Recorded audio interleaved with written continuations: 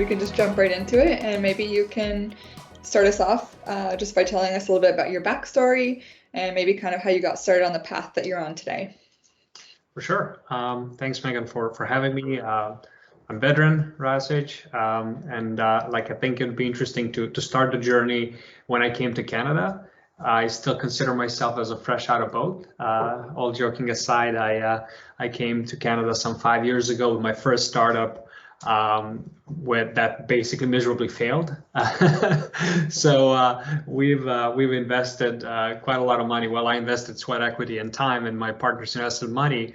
And it was a gorgeous looking product for vehicle repair shops. However, we didn't make much out of it because the market just didn't buy it, and we had to pivot. And I did learn a ton of stuff there. After that failure, so to speak, and I learned my lessons. I moved back to Europe for a month or two. And then thankfully and luckily with my future fiance, we moved back to Toronto again, and we joined another startup, which turned out to be a success in 2 years. So we bootstrapped that business completely.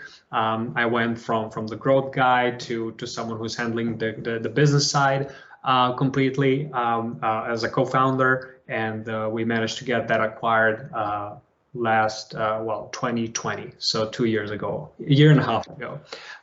In the meantime, in the process, because I'm so very passionate about software and just building different projects, I started LeadDelta, which is your social capital manager. We're trying to disrupt how people connect, how they generate value, and how they capture value. And so at the moment, I'm spearheading that project as a CEO, and I'm advising some other startups. So there you go. That is a brief genesis of my journey since I came to Canada. You've been very busy. Very busy, yeah. That's for sure. Where are you from originally? I'm originally from Serbia. Okay. I dare saying all over the place because I did live around Europe, but I'm originally Serbian. Very cool. Do you want to maybe tell me a little bit about your team currently, your size, and where you guys are located? For sure. So we actually have, we're spread out across the world, I'd say. We literally had teammates from all the way from British Columbia, Guatemala, Toronto, Ottawa, to Belgrade, Serbia, Albania, India, so all over the place, right? Okay, so we're a very global team. I've been joking that I don't even know how it is to work from an office anymore because I've been remote for so long. And now when we're talking about this, I've been probably remote for 7-8 years, good 7-8 years. So I'd be happy to do a free course on how to manage remote teams. But all joking aside, we currently have one lovely lady in British Columbia, in Vancouver. I'm personally currently based in Ottawa. And we also have people in Belgrade, Novi Sad, which is all in Serbia at the moment. So yeah. Very cool. I think the best part, if only the best good thing that has come from the pandemic, is just remote work has exploded, and it's much better to work in your pajamas than show up in an office every day. So I hope it sticks. Exactly. So that's well said. So there's definitely pros and cons. I think we need a mix of both. And I think for most, and again, it really depends, right? But for most industries and for most businesses, I think it's good to have an optionality, and to have kind of a mixed culture where you meet every once in a while when you had to brainstorm certain things, when you have to get things done, and it's just very important that everybody's focused in the same room, sharing energy and all that. But like you said, most of the time it's just it's fine, working on your own schedule and partaking meetings when it makes sense. Yeah, I like the mix of maybe 2 days in office and the rest of the days from home, because sometimes you do need to be in person to just get some things done, and I'll be in the same room, let ideas flow. It's kind of hard even to describe, right? It's I personally like being surrounded by people.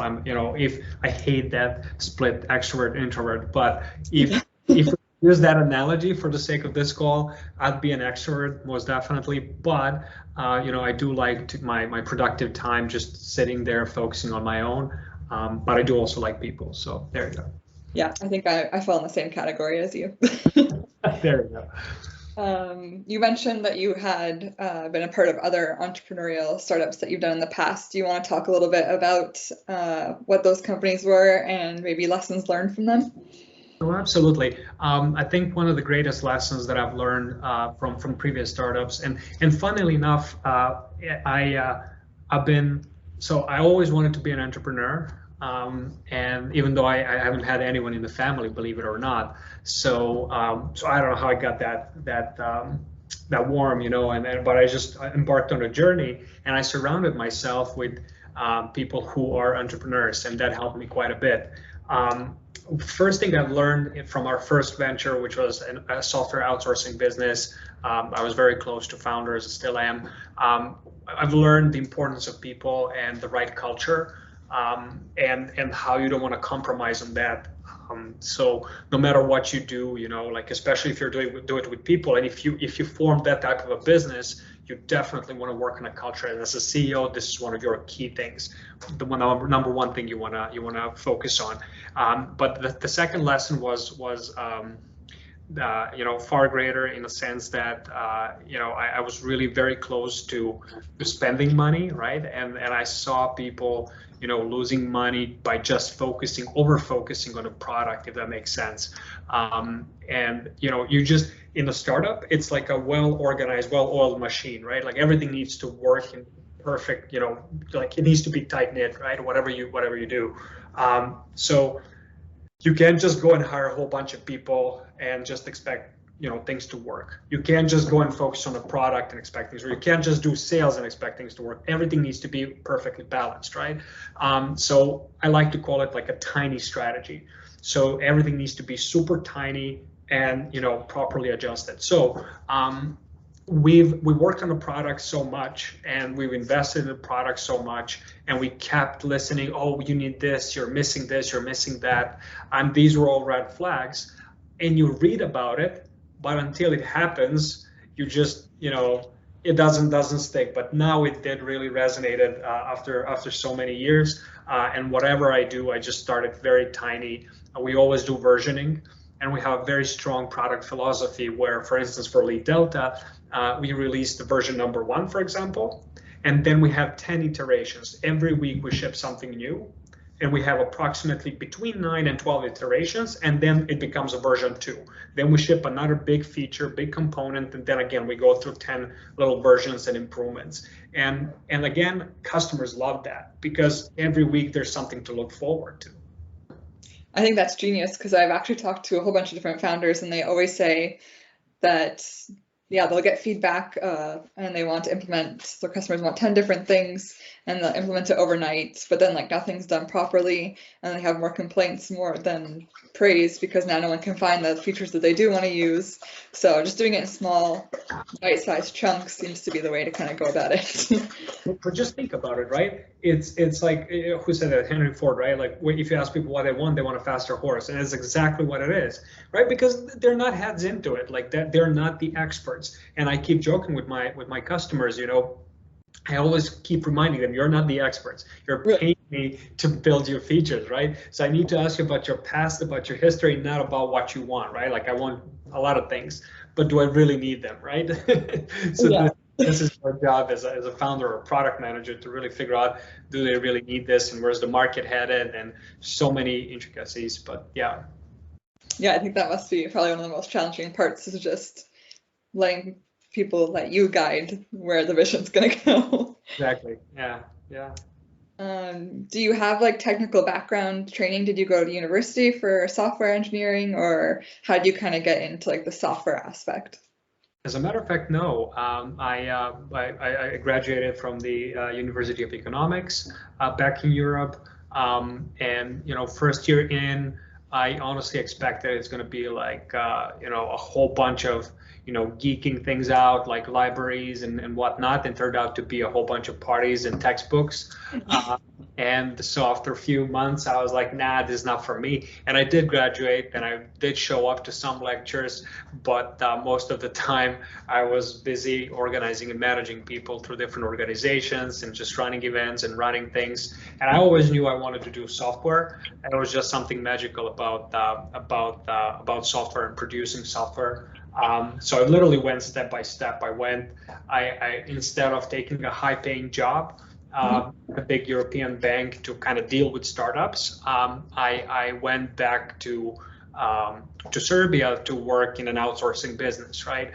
And so, but we did it from the very start. And I'd ask questions as simple as like, I don't understand the difference between backend and frontend. So it really went deep into like what different components are to kind of understand how to build software. And then you learn that you don't need to be technical at anything. Like you just like if you have one trade and if you're good at, let's say, managing and organizing resources, that's worthwhile enough, right? Because at those early days, I felt always like I was missing out. I was supposed to be a software engineer. Like this is the only thing you can do in life. But that's just completely, honestly, that is the very wrong part of that mindset. But the really good part of that mindset was that I was so curious. I asked a whole bunch of questions and I was always curious one and always the last one at the office. So that persistence and curiosity helped me to really understand the landscape. And not to be a complete noob. No, I think that's amazing because I'm also relatively new to B2B software. And I think you just have to be curious about everything. And if you just keep on asking questions, people are usually very open to helping you kind of get there more than just formal education these days. No, absolutely. Absolutely. Like I think formal education is still okay. I mean, you get a whole bunch of value from it, but less and less so, I'd say. Yeah. I guess turning back to the product, do you want to kind of tell or give me your elevator pitch of what LeadDelta is? And the second part of the question is, what is the ultimate problem you're trying to solve with it?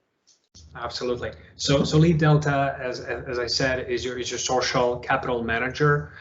We believe that no professional that's been in business for a year or two should start from an empty CRM. So whether you are looking for a job, whether you're hiring, whether you're selling, going to market, you always have your network to go to. And so before LeadDelta, how it was, you go to WhatsApp, you go to LinkedIn, you go to email, you go to Facebook, you go to all these different places, and you try and look for people that can help you. Ideally, what we're trying to do with LeadDelta is to combine that all into a single source of truth, your digital Rolodex, so to speak, which is our 3-year vision and then long term. So let's say 5 to 10 years, we truly want to adopt new technologies, whether that's, some call it the Web 3.0, but we're not going to get into that.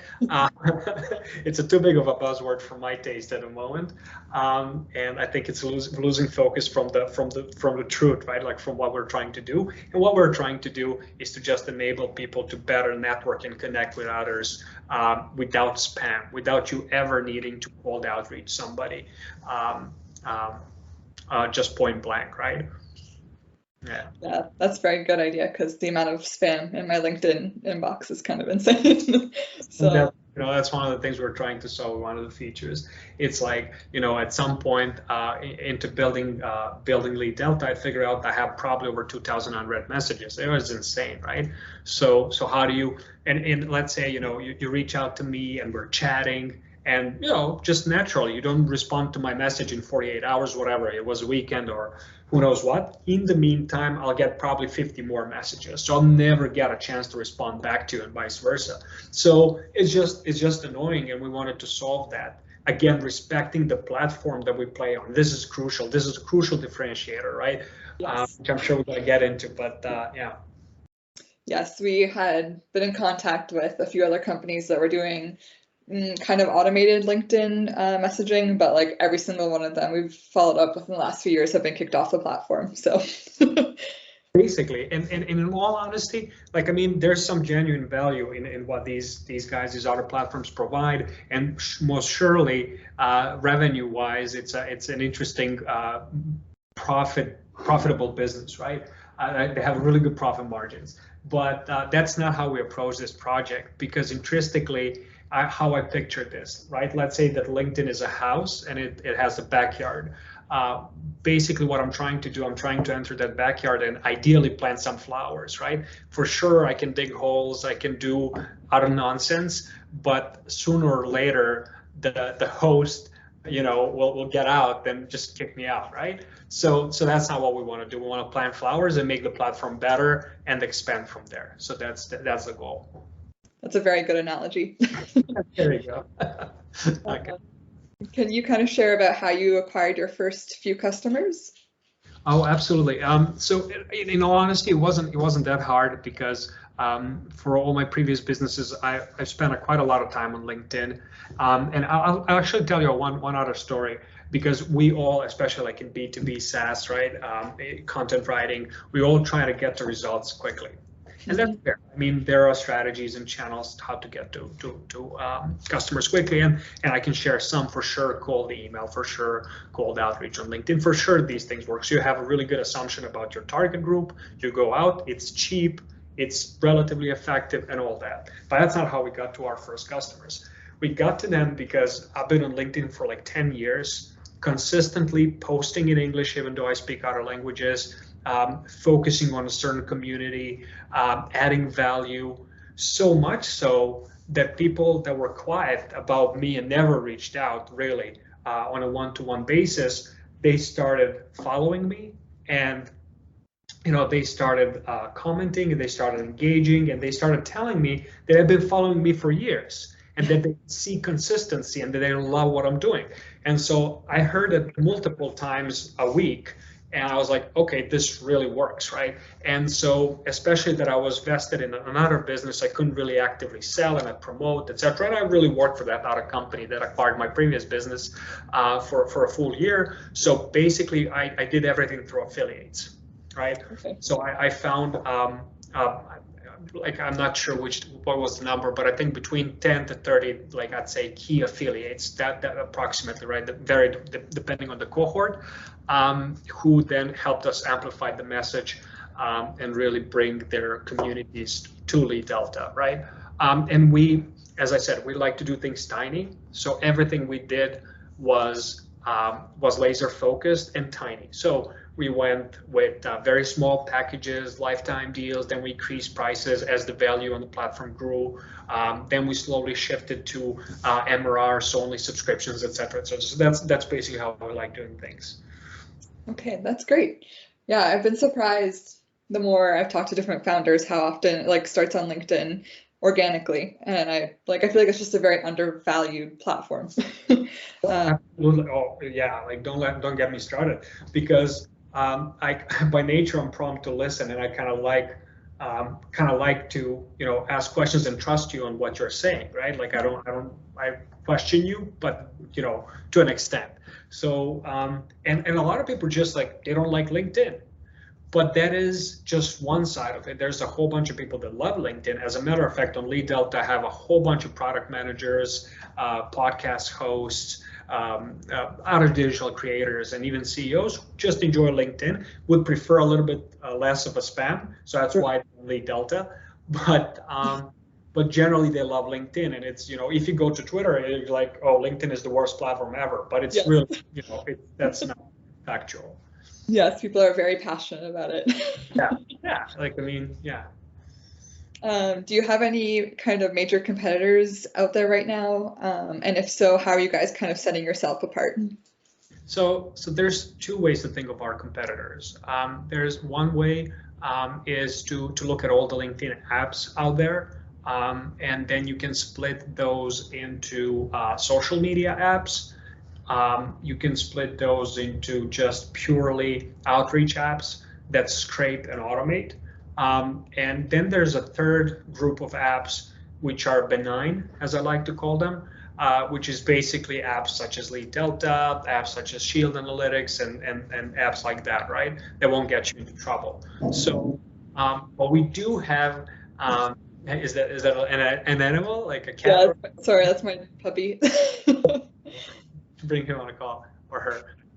So I think so one of the key competitors are are just entering the market. So there's a whole bunch of different social CRMs.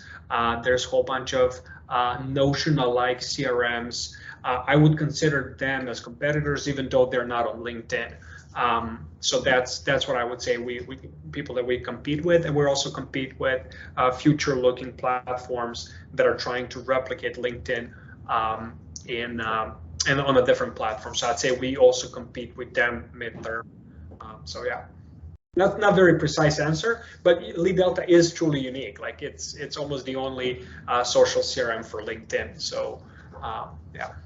Yeah, I feel like the CRM world is just exploding and overwhelming with options, but there really is nothing like this that focuses on the social aspect. The rest of it's just managing the basics of your contacts, and it's actually not that useful. Basically, and the worst part about it, like as I keep saying, is we use HubSpot, for instance, internally for marketing and sales and the combination of the two, but we, after I think 3 months in, 4 months in, and we still haven't, we don't have it set up properly, fully. 1, 2, like when we started the CRM, it was completely empty, like there's no data in it, like, and then it's still a pain to get the data in and out. So that's why, again, for small to medium-sized even businesses, like in small teams, like LeadDelta is awesome because you get to plug in and plug out your connections and data, whatever you want. Yeah, I love that because we also use HubSpot, and thankfully my partner is like a wizard at it. He like sets it up in like 5 seconds. But like for me, who has never used it before, I get overwhelmed every single time I go in and like manually adding each contact, going back and manually editing every single time we talk it's just a lot of work. It's a lot of work, exactly. So there you go, HubSpot. If you're, or Dharmesh, CTO, you take hear us out. We're open to having a conversation. I have a perfect partnership for you. Exactly. What would you say is kind of the biggest hurdle that you've faced so far, and how did you overcome it? The biggest hurdle, well, in all honesty, the biggest hurdle is exactly that LinkedIn is not, we're not approved official partner of LinkedIn, right? So that, I mean, there's many hurdles, but that's one that comes to mind. That's the reoccurring one. And we did have a conversation, and then, in all honesty, we had people from LinkedIn paying and using LeadDelta, which is kind of awesome. Kind of, that was a badge of honor. But I'd still wish, we can create a channel between us and LinkedIn and not compete, but actually provide more value officially and publicly, right? Okay, so like the ultimate goal at some point would be to potentially partnership up with them. Yeah, partner up. Yeah, for sure. Do you guys currently have a sales team in place, or if not, are you guys handling internally your sales structure? So I do have a few part-time people that are helping out, not necessarily in sales, but as growth. Okay. And obviously I myself. So, but we are not positioned as we currently, like, it's a very lean price. So it's mainly what they would call like a product driven sales.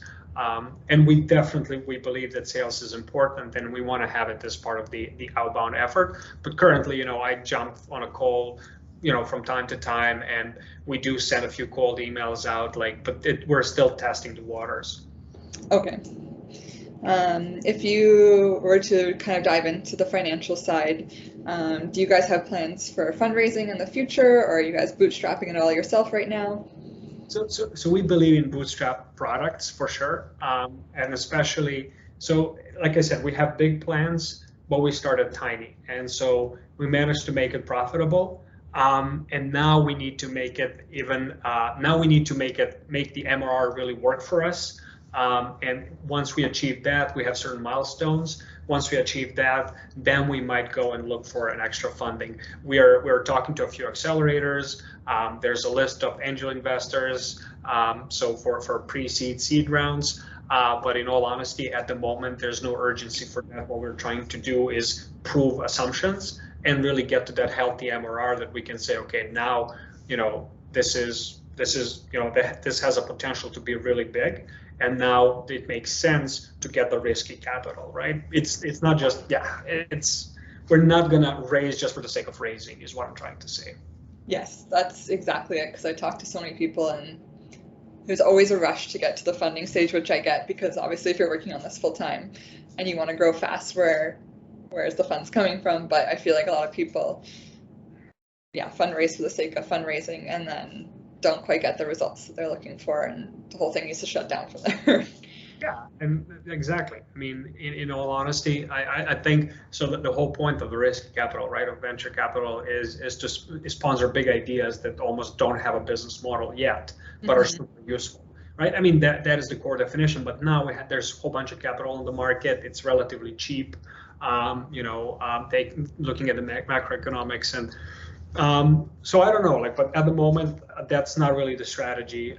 The strategy is stay focused, stay in the lane, make sure the MRR is growing at a crazy rate, at a very high rate, because we're at the beginning. And so keep it profitable, and then we'll see. Great. I know you said you guys were working with affiliates, but do you have any other kind of marketing strategies in place that you're kind of finding effective? Yeah, I think what you guys are doing is super important, and we're trying to do that ourselves internally. So we do want to be the number one platform or page, if you're thinking LinkedIn page, right, or even our website, number one platform for getting the news and the tips around LinkedIn. Again, whether you're looking for a job, whether you're hiring, fundraising, whatever you're trying to do, we want us to be your number one resource. And what we will do over the coming months, we're looking at this as a kind of separate arm of a business, almost like a media business, right? So we'll try to not only produce ourselves, but host other people's content and amplify their message if we find it worthy for our audience. That's what we're trying to do. Yeah, I think partnerships is really overlooked aspect, but it can work so well for people who already have your perfect built-in audience. If you can tap into that and share your own, then it's just a perfect marriage between companies. It's a great leverage if you think about it, right? Because one post on LinkedIn, should you have a warmed up audience, and if you're building regularly and shipping regularly, you would get anywhere between 2,000 to 10,000 views. Let's say if you have a moderate strength of a profile, right? I mean, that's huge. And no other platform can match that. Looking at Twitter, looking at Facebook, and other saturated platforms. So yeah. Great. I guess, what are the next big plans for the growth of your company? Absolutely. So like I said, this year we want to make sure we're fully independent, at least in the beginning of the year, and want to enter some good negotiations and potentials for joining either different accelerators that can help us move to the next stage. So looking for different partnerships that way. We also want to scale on our affiliate programs, because we've seen that working quite a bit. Like I said, in the first little bit of a company's existence, the affiliates were the ones who brought us a lot of attention and a lot of new users. So we're going to focus on that. We're going to focus on the paid internship program in-house. So we're going to introduce, because we are one of the values, we really want to be resourceful. We don't want to be if we find the right people for different positions, we want to make sure they have a job and they have a salary, and they can progress in the business, because we believe that will, next to processes and an amazing product, that will take us to the next stage. So, really the goal is to convert as many part-time people into full-time people. And again, one step at a time. We're trying to fix inbox once and for all. We are focusing on the team feature, so both that we can provide more values to small teams, and that we can leverage our subscriptions. And that's pretty much it. That's, I'd say, the first 6 months of the year we're marching towards. Very exciting. It's a very busy year. It's gonna be a busy year, that's for sure. Yeah. I guess my last and final question for you is, how can people find and connect with you to chat more? Oh, it's very, very easy. There's not a lot of people with my name. So just type in VEDRAN, and I'm sure you can find me on LinkedIn, you can find me on Twitter, or just LeadDelta with .com is a place to find us, and you'll always find helpful support. Unlike the big brands and big names, we actually do respond to all these messages, and we have dedicated support teams. So do find us out around the web. Amazing. Thank you so much for taking the time to chat with me. Absolutely, it was a pleasure.